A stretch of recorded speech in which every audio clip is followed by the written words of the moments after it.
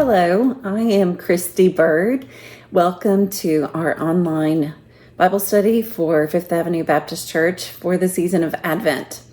I will be leading the first week for the next 4 weeks as we explore the genealogy of Jesus and how the women in that genealogy connect to the Advent story. We're going to start with a consideration. Who are some women who were firsts? Think about women who were firsts, maybe in politics or in our greater American narrative. Sandra Day O'Connor was the first Supreme Court justice. We know that Kamala Harris is our first vice president who's a woman. We know that Margaret Thatcher, on an international scale, was the first Prime Minister of England who was a woman. So we have some first examples. I wonder if you make a comment as to, in the text, in the chat, who might be a first that you consider. So we have some women who were firsts that we think about. What qualities might they have? What were they looking for as they became the first? Let's take a look at the first woman in the genealogy of Jesus, and let's find out who she is. In Matthew, the book of Matthew, chapter 1, verses 1 through 3.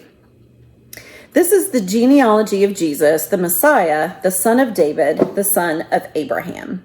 Abraham was the father of Isaac, Isaac the father of Jacob, Jacob the father of Judah and his brothers, Judah the father of Perez and Zerah, whose mother was Tamar.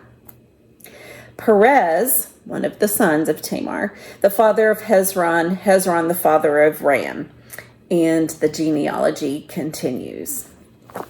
Well, who was Tamar? This might be a name you've never heard, or possibly you're familiar with it from Bible studies from this past summer that we had together. So we're going to look at in Genesis chapter 38, and if you would like, go ahead and pause the video right here and turn to Genesis chapter 8 and just read verses 6 through 26 for yourself, if you would like to read that for yourself. If not, I will read it for us so we can find out who Tamar is and what her story is and how she connects to Advent. Let's take a look at Genesis 38, verses 6 through 26. Judah got a wife for his firstborn, and her name was Tamar. But Judah's firstborn son, Tamar's husband, was wicked in the Lord's sight, so the Lord put him to death. Okay, pause. Husband number 1, dead. Then Judah, her father-in-law, said to Onan, another son, sleep with your brother's wife and fulfill your duty as her brother-in-law to raise up offspring for your brother. Pause. This, that was verse 8. This was the law. This was what was supposed to happen within the Israelite world. If a woman's husband died, his brother was to marry her, and produce offspring, or, and I should say, raise her previous children as his own. Verse 9. But Onan knew that the child would not be his, so whenever he slept with his brother's wife, he spilled his seed on the ground to keep from providing offspring for his brother. What he did was wicked in the Lord's sight, so the Lord put him to death also. Okay, so Tamar's first husband was wicked. He died. Tamar's second husband, the brother, Onan, didn't want to do what he was supposed to do and be his sister-in-law's husband. Are you following? Do you have a chart yet? So the Lord put him to death too. 2 husbands dead. Awesome. Let's keep reading. Verse 11. Judah then said to his daughter-in-law Tamar, live as a widow in your father's household until my son Shelah grows up. Okay, third son. Supposed to give this son to Tamar. For he thought he may die too, just like his brother. So Tamar went to live in her father's household. After a long time, Judah's wife, the daughter of Shua, died. Okay, Judah's own wife died. When Judah had recovered from his grief, he went up to Timnah to the men who were shearing his sheep, and his friend Hira, the Adullamite, went with him. When Tamar was told, "Your father-in-law is on his way to Timnah to shear his sheep," this is what she did. She took off her widow's clothes, covered herself with a veil to disguise herself, then sat down in the entrance to Enaim, which was on the road to Timnah. For she saw that though Shelah, the third son, had grown up, she had not been given to him as his wife. Pause. All right, here's the scene. Judah's wife has died. Tamar's two husbands, his sons, Judah's sons, have died. After Judah has grieved, he is traveling, and she, Tamar, has disguised herself as a prostitute. She was supposed to have received a third husband, Judah's third son, but Judah never let that happen. Are you following? There's a lot. Here we go. Let's keep reading. We're in verse 15. When Judah saw her, he thought she was a prostitute, for she had covered her face. Not realizing that she was his daughter-in-law, he went over to her by the roadside and said, "Come, now let me sleep with you." "And what will you give me?" she asked. "I'll send you a young goat from my flock," he said. "Will you give me something as a pledge until you send it?" She asked. He said, "What pledge should I give you?" So she's trying to make sure that he follows up with the goat. "You're sealed in its cord and the staff in your hand," she answered. So he gave his seal, his cord, and his staff to her. He slept with her, and she became pregnant. After she left, she took off her veil and put on her widow's clothes again. He did not know who she was. Meanwhile, Judah sent the young goat by his friend, the Adullamite, in order to get his pledge back from the woman, but he couldn't find her. So he wanted to get his pledge back. He was, it's like if you leave your driver's license as collateral somewhere for some reason. "I'm coming back, I promise. Hold on to this. I'll be right back." That's what he did. And so when he sent someone with the goat to get his stuff back, couldn't find her. Verse 21. He asked the men who lived there, "Where is the shrine prostitute who was beside the road at Enaim?" "There hasn't been anyone here. No shrine prostitute," they said. Verse 22. So he went back to Judah and said, "I didn't find her. Besides, the men who lived there said there hasn't been any prostitute here." Then Judah said, "Let her keep what she has, or we will become a laughingstock. After all, I did send her this young goat, but you didn't find her."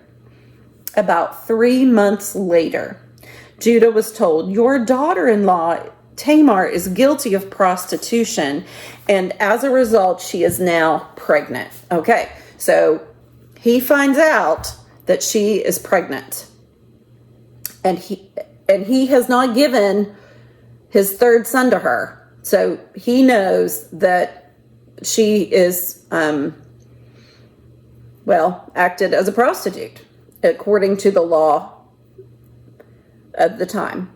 Judah said, this is the second part of verse 24, "Bring her out and have her burned to death." Amazing.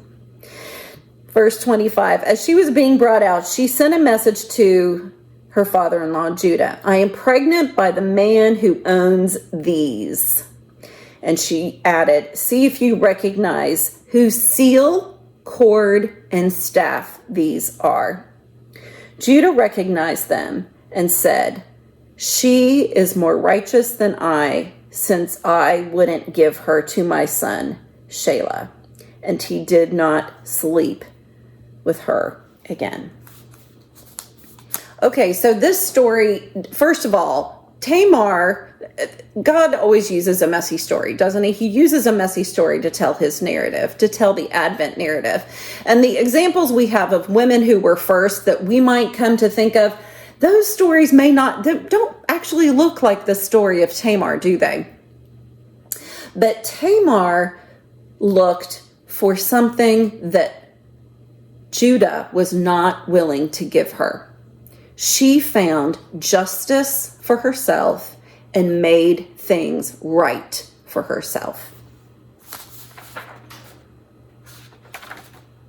What's interesting to me about this scripture, this story, this passage, and the connection to the Advent narrative is that this unlikely woman, this first woman mentioned in the genealogy of Jesus, was a woman who was discarded, who was forgotten, who was not honored.